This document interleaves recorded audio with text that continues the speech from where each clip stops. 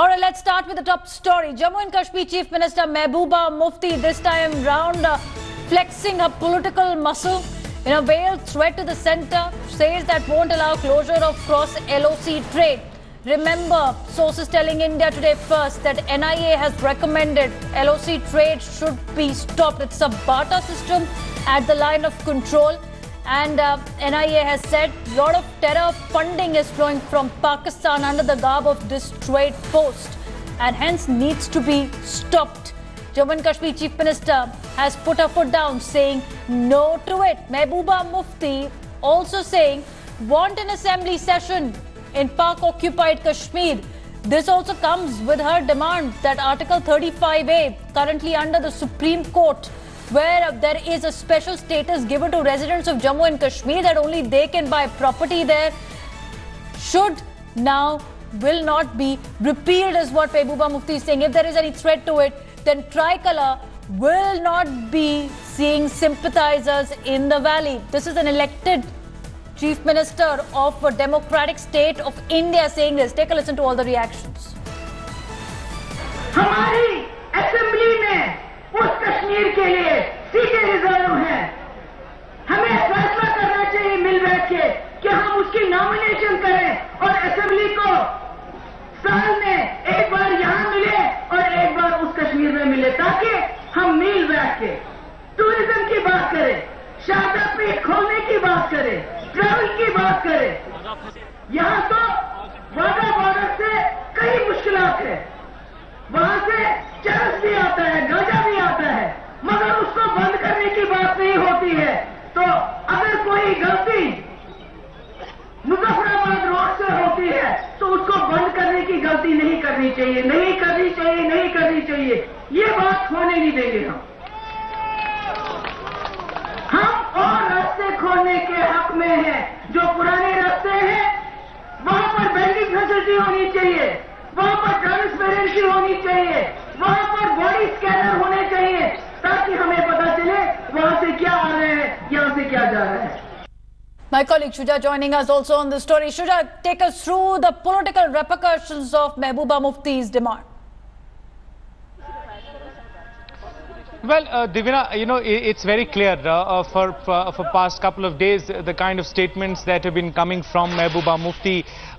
She is once again, asserting the position that PDP has been taking for quite some time. In fact, she is making it very clear that, when it comes to the special status of the state of Jammu and Kashmir, there will be no, compromise that can be made on that. Today in the rally that was held here in Srinagar, which was the raising day of PDP, she, very categorically pointed towards the fact that there are challenges which needed to be met with, and she called for talks with everyone, both mainstream as well as separatists.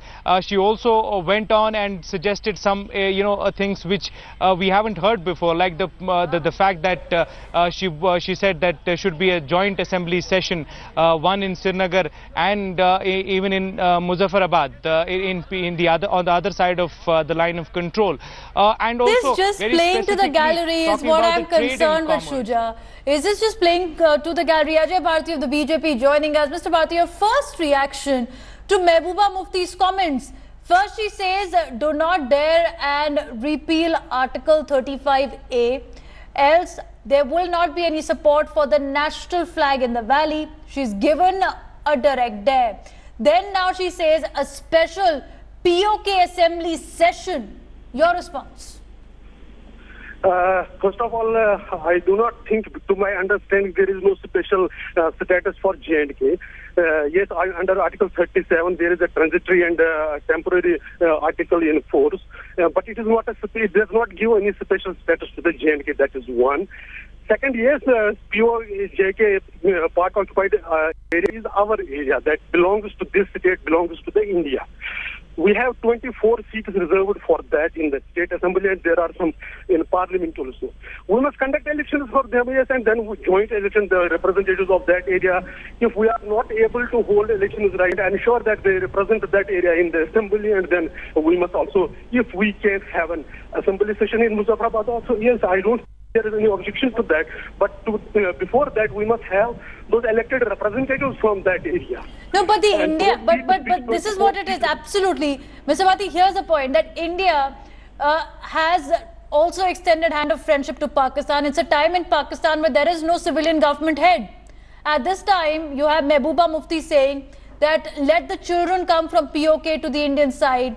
Let there be free exchange of trade as well from POK to the Indian side. Now, it is an Indian territory. Make no excuse on it. It is an Indian territory we are talking about. Under the occupation of Pakistan, you have terror camps that are also present in the POK. And while there is a utopian world, one would imagine, where this is possible, but is Jammu and Kashmir Chief Minister Mehbooba Mufti now living in that utopian world? Because when it comes to resolving Kashmir, she talks about engagements with separatists. Shouldn't Mehbooba Mufti first see the light of the day, open her eyes to the reality, and first get her act together? There is no engagement with Pak agents and separatists. Only then we can achieve a full integration of Kashmir. It's a dichotomy that I see, a double speak from Mehbooba Mufti. You to be not seen what she has said, so I cannot react to the what will. But I am clear about one thing, that that area belongs to us, the people belong to us. So we may not be able to hold elections there right now, but we have a huge population which has been displaced from that area, that is living as refugees in our country, in this part of the country which we right now have with us. Okay, so let me get in Gauhar Gilani. Okay, all right, Mr. Bhatti, be with me. Let me get in Gauhar Gilani as well. Mr. Gilani, your first reaction to Mehbooba Mufti's statement? My first reaction would be that Mehbooba Mufti has perhaps realized that by arresting the Hurriyat leaders with whom she promised a dialogue in the Agent of Alliance document is not going to resolve the Kashmir problem. So she's trying to make the noises to make herself relevant on Kashmir's political turf. Because the reality on the ground is that the sentiment for right to self-determination and Kashmir's political resolution is so strong that it can survive all the Muftis and Abdullahs and the Hurriyats. It's beyond the Hurriyats, it's beyond the Abdullahs, and it's beyond the Muftis. So that is the burning reality on the ground, that people want a resolution. And I think Mehbooba Mufti has realized that, and she also described NIA raids not as a solution, but said that Kashmir needs to be resolved. And I think she is trying to address two constituencies at the same time. One, she's trying to tell the people of Jammu and Kashmir that she has not actually surrendered all her power to the BJP and to New Delhi. No, but how is it possible at this point of time? You're talking about a territory occupied by Pakistan. It is India's territory, make no mistake on that, but occupied by Pakistan. You have terror camps which are there, opened in POK. She talks about holding an assembly session, she said, not only here but also in POK. Now this is a comment coming from elected representative of the Indian people. Delina, you have to also understand that, on the Pakistan administered side of Jammu and Kashmir, it is India's claim that it belongs to India, but there is a counter claim by Pakistan that entire Jammu and Kashmir belongs to. No, but Gauhar Gilani, the point here is, Gauhar Gilani, the point here is, she's asked for a student exchange program between the Pak-occupied Kashmir and Jammu and Kashmir. I'm just talking from the point of view of why is it, on one side she talks about a student exchange program between Pak-occupied Kashmir and Jammu and Kashmir. She says that let's not also hamper the trade at the LOC, while everyone is aware, including you, that how Pakistan continues to fund money to spread terror in the valley, using separatists to fund terror in the valley. Where is the question of a dialogue? Where is the question of letting Pakistan get away with it? See, Delina, there is a counterclaim, there is a claim, there is a counterclaim, and there is then the aspirations of the people of Jammu and Kashmir. So India calls the entire territory as its integral part, while Pakistan calls it a jugular vein. And at the same time, the people of Jammu and Kashmir want, they are the principal stakeholders, and they will decide where Kashmir belongs. So these are claims and counterclaims. But they've elected the leader and it's part of India. So make no mistake, Gauhar Gilani there. Make no mistake, Gauhar Gilani there. Let me also get in Ajay Bharti at this point of time. Mr. Bharti, here is the point. Here is the point. You play into the hand of Pakistan propaganda by making these statements. Shouldn't the BJP be acting against its own ally and reining in these kind of statements from Jammu and Kashmir Chief Minister? First of all, let me make it clear that I am not official spokesperson of the Bharatiya Janata Party. I am the member of the Bharatiya Janata Party, no doubt about that. But in an official capacity, I will not be able to make a statement. That is one.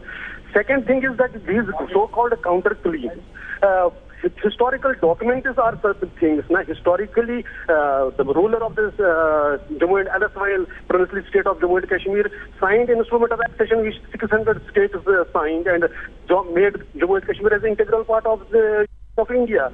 So subject end is there. Absolutely. So yes, we have an area under illegal occupation by an enemy country. We need to liberate that. Yes, we need to liberate that, not by force, may not use the armed force for that. We need to negotiate on that. There is no doubt about that. Yes, negotiation is the best part of there. We may wait for something. But till then, that solution is found, we must... No, but are we seeing allies in two fronts here right now, Mr. Bharti? That's the point. You have the central leadership, which is cracking down on separatists. 7 arrested after India Today's Hurriyat tapes exposed their real faces. Shabir Shah under Enforcement Directorate after a case was registered against him for money laundering. Governments after governments in the state have been sitting on it, but you have finally the political spine to crack down on them.